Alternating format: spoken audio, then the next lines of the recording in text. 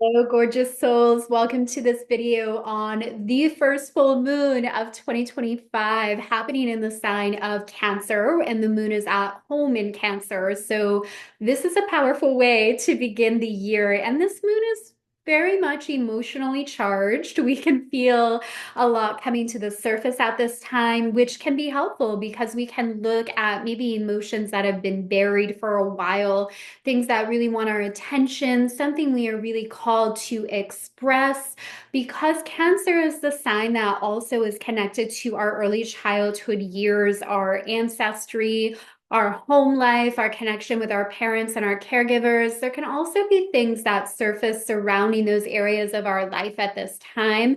And again, it's an opportunity to look at where we may be holding on to anger, where we are carrying a grudge, or where there's simply trauma that's being held in our body and maybe playing out in our relationships, that is really time to take a look at and heal. And there's absolutely the opportunity to do some incredible healing work in this energy.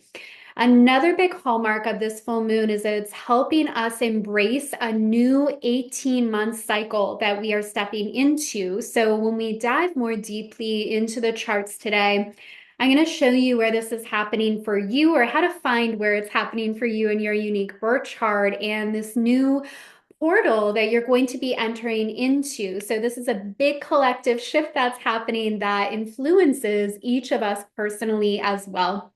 So before we dive into all that, a warm welcome to everyone who's joining me today. My name is Kara. I'm an astrologer. I'm also an Akashic Records practitioner.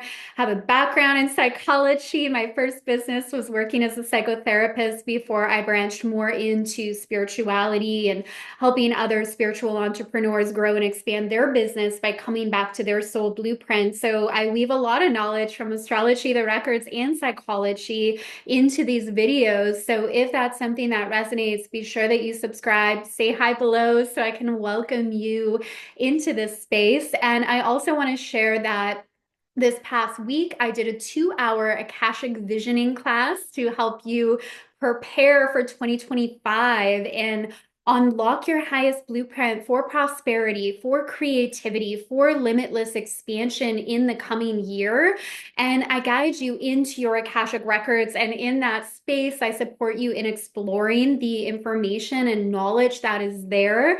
And I also provide activations and clearings for you. And we really focus on these three key things. So, your highest path for prosperity, abundance, the energy of overflow, working with the energy of creativity in terms of your unique creative zone of genius, and a process where you can really meet your inner muse, and then work around limitless expansion and releasing any blocks, whether consciously or unconsciously, that prevent you from really growing and expanding. So I'll attach the link to that below. And with that being said, let us pull up this full moon chart. There is a lot happening.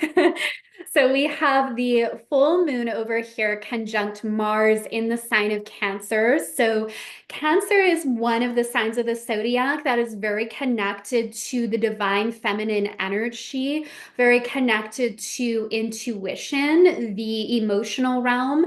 Cancer is represented by the crab, so it can be like this tough outer shell, but this soft inner surface. And people that have a lot of Cancerian energy, or it's prominent in their chart, feel things very deeply. And at times, though, it may not appear that way. They may have a wall up for protection because they are very sensitive, empathic souls.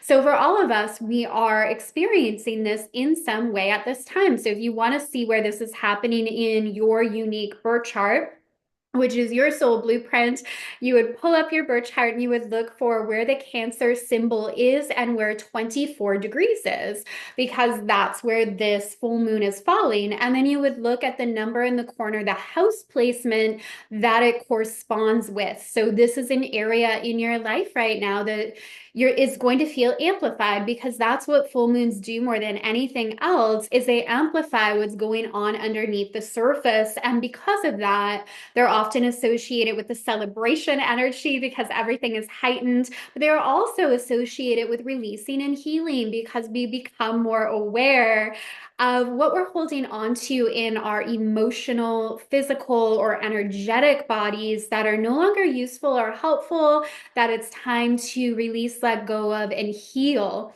So, with this Cancerian energy, there's a strong connection to our early childhood years and our home life and our ancestry and family patterns that we may have taken on. And again, some of this stuff could really surface at this time.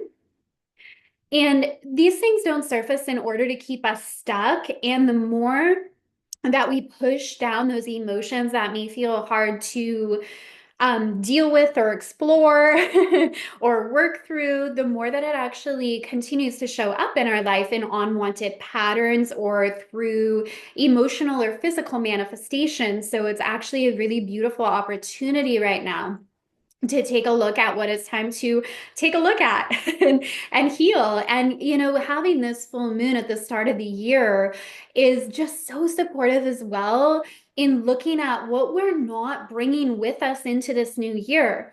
So in astrology, the official start of the new year, we really see in the spring. And I like to celebrate the calendar new year, the lunar new year, and the beginning of the Aries season are all opportunities for that new beginning energy. And I think, when we move into January, there's this collective excitement about the beginning of a new year. And there is something very powerful about that when there's so many of us collectively focused on new chapters, new beginnings, being the best version of ourselves. Like that energy is very contagious in the best of ways. And we can really tap into that to create beautiful changes in our life. And with this full moon, we can look at, okay, in order for this new version of me to emerge, to create the impact I want, the money I want, the body I want, the relationships I want, the travel that I want to experience, whatever it is you're working on creating and sharing with the world, there's also an element of what you need to let go of to allow that new version of you to come through. And this is often in the form of outdated beliefs and stories we're telling about life that we just can't carry forward if we want a new experience. This can be habits that we're in that we know are draining our life force energy, that are not useful, that we have to let go of in order to get a new result, a new experience. So there's a strong release energy here.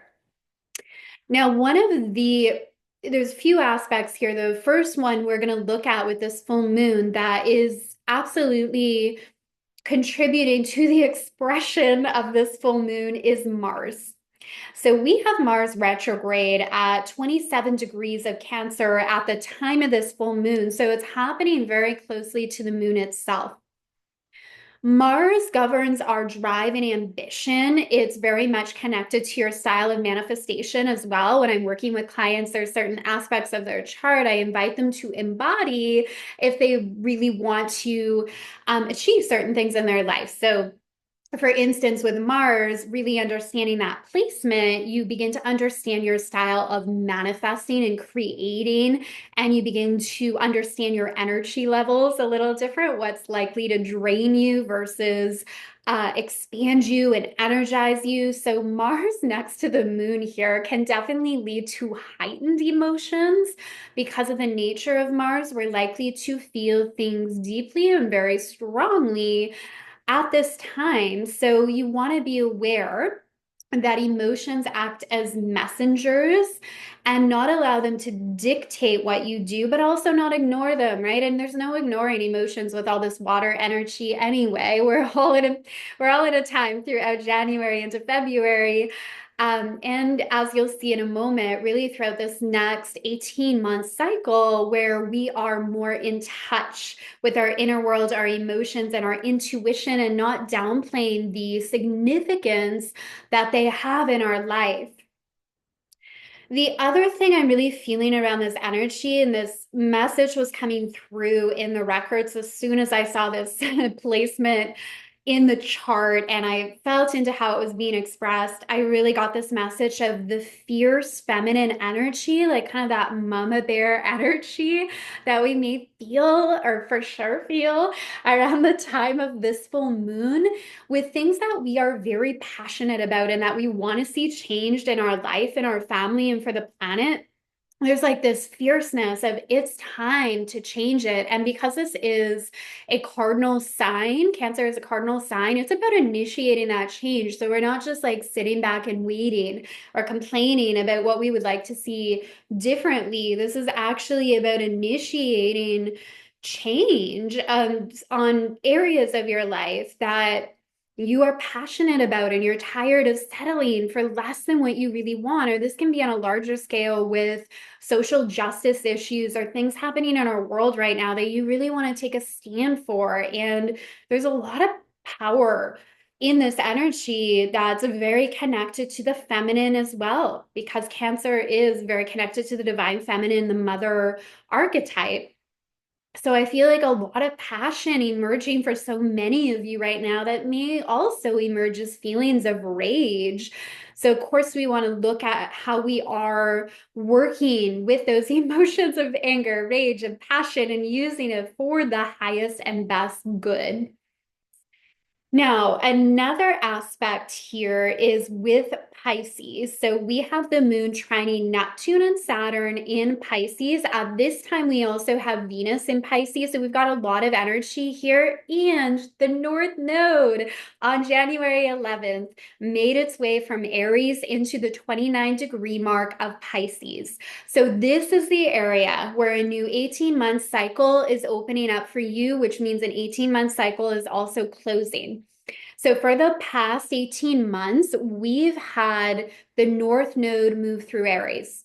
Wherever this is in your birth chart has been an area of focus for you. So this may be in your career, this could be in your home life, your family, your creativity, your relationships, any of those 12 areas of the chart, wherever it fell for you was in the spotlight. And over these last 18 months, you would have created, encountered experiences where you really got to learn the lessons of where this transit was happening for you. And again, this is very, overarching because this is different for everybody depending where it fell in your chart. But we can also look at what the lessons of the North Node in Aries for collectively, like the themes that were unfolding, which would have been around leadership. Aries teaches us leadership and independence and the trailblazer energy and like going after what we desire, going for what we want, going first, not waiting. And the South Node the last 18 months was moving through Libra. So we would have been more aware of relationship dynamics in our life and what's working and what isn't, where stronger boundaries are needed, the type of connections we want in our life, the relationships that we want. So that's overarching theme. The more specifics of it would be based on your birth chart and where this was falling for you. Now, the North Node and South Node, they move in reverse order. So the North Node has moved from Aries back into Pisces, where it's going to be for the next 18 months. And this nodal placement of the North Node in Pisces for all of us, we're really going to be initiated into how our intuition is speaking to us day to day, and collectively the role intuition plays in our life and in our world, the importance of it, starting to value the importance of trusting our intuition. It's very powerful shift here. And this also means the South Node is in Virgo. So there can be a lot of changes to daily routine. Releasing things that may have served a role for a long time, but they no longer do. This could be like changes in your meditation practice, changes in your fitness routine. Virgo is very related to our health and our physical body. So changes in our diet and what we are consuming, and a lot of people looking at what it's time to cut out, since that's where the South Node is, what it's time to release in order to really feel at our best. So if you locate the Pisces glyph, Pisces is represented by the two fish swimming in opposite directions, which represent our connection to higher realms of consciousness, as well as being here in the physical, and those fish are bound together. So locating that glyph Looking at the later mark of Pisces, so that 20-degree mark, so right about where it's about to shift into Aries, and then locate the number there, the house placement, to see where this new chapter, this new 18-month cycle is opening up for you, because that area of your life is going to be in the spotlight for the next 18 months.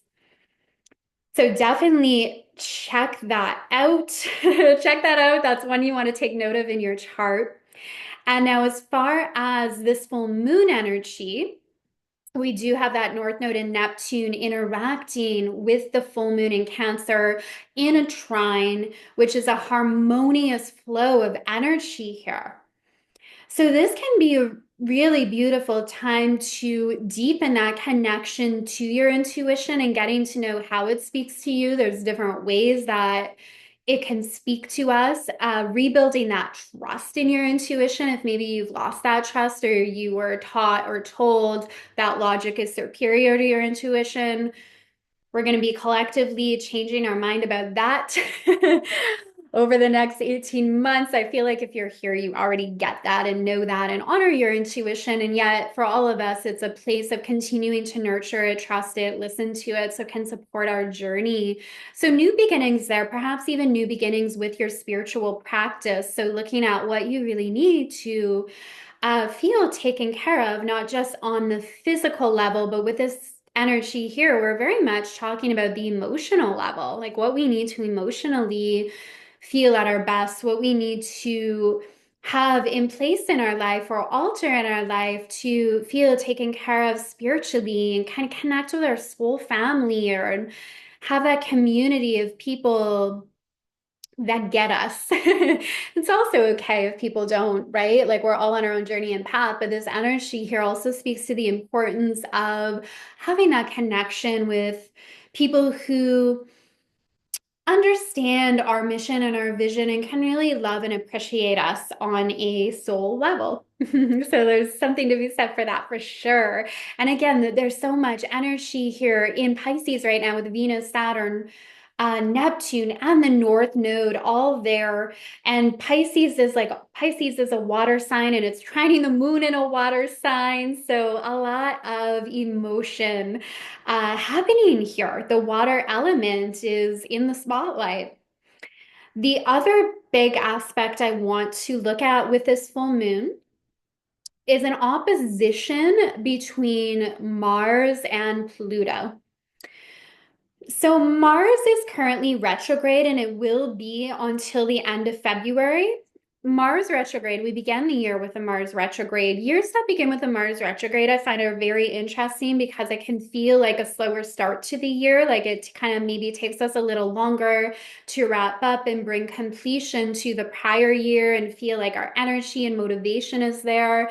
But that's, not a bad thing at all, right? It's good to practice self-care. It's good to take time and reflection. And this Mars retrograde really teaches us the importance of that and makes us more aware of what's zapping or draining our energy versus what replenishes our energy. So we're going to see this aspect of Mars opposing Pluto happening again. Pluto is the planet of soul level transformation, of death and rebirth and regeneration. And it recently moved into Aquarius, which has been a topic of discussion for many spiritual teachers, leaders, astrologers. Uh, a lot of people, really. Pluto in Aquarius is the Aquarian age. It's a new era. It's a time for the humanitarians, light workers, visionaries, healers, astrologers, really stepping into their power in a new way. So this aspect, though, of Pluto opposing Mars is a tense energy. Just think of it. That energy I described to Pluto and the energy of Mars in opposition to one another. So this can represent opposing viewpoints, which of course we're really seeing in our world at this time. And what I want to say about that is, remembering that anything that's putting us too much into this state of division and away from our shared humanity and our shared vision and goals is not going to be useful or helpful. So if we are, in an energy of feeling really combative or judgmental, I think we have to question that, right? We have to question, like, is this combativeness, this judgment, this divisiveness, does that feel right for me and my body and the planet?